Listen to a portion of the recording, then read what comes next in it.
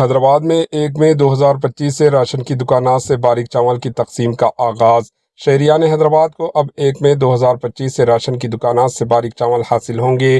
حکومت کی جانب سے ریاست تلنگانہ بھر میں 1 اپریل 2025 سے اس مہم کا آغاز کرتے ہوئے راشن کی دکانات سے باریک چاول کی فراہمی شروع کی گئی تھی۔ تاہم حیدرآباد میں ادارہ جات مقامی کونسل کی ایک نشست پر ہونے والے الیکشن کی پیش نظر کوڈ آف کنڈکٹ کے نفاذ کے سبب ریاستی دارالحکومت حیدرآباد کو چاول دینے سے روکا رکھا تھا۔ 25 اپریل 2025 کو ضابطۂ اخلاق کوڈ آف کنڈکٹ ختم ہو گیا، جس کے بعد ریاستی حکومت نے یہاں بھی راشن کارڈز پر باریک چاول کی فراہمی کے لیے تیاریوں کا آغاز مکمل کر لیا ہے۔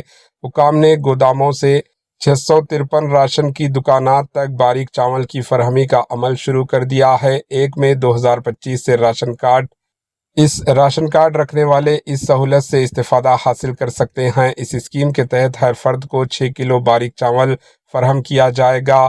دوسری طرف ریاست تلنگانہ میں کانگریس کے برسر اقتدار آنے کے بعد نئے راشن کارڈز کی اجرائی کے لیے درخواستیں طلب کی گئی تھی، جس کے تحت ریاست تلنگانہ بھر سے 3,50,000 افراد نے نئے راشن کارڈز کے لیے درخواستیں داخل کی ہے۔ Bureau report, AHN news.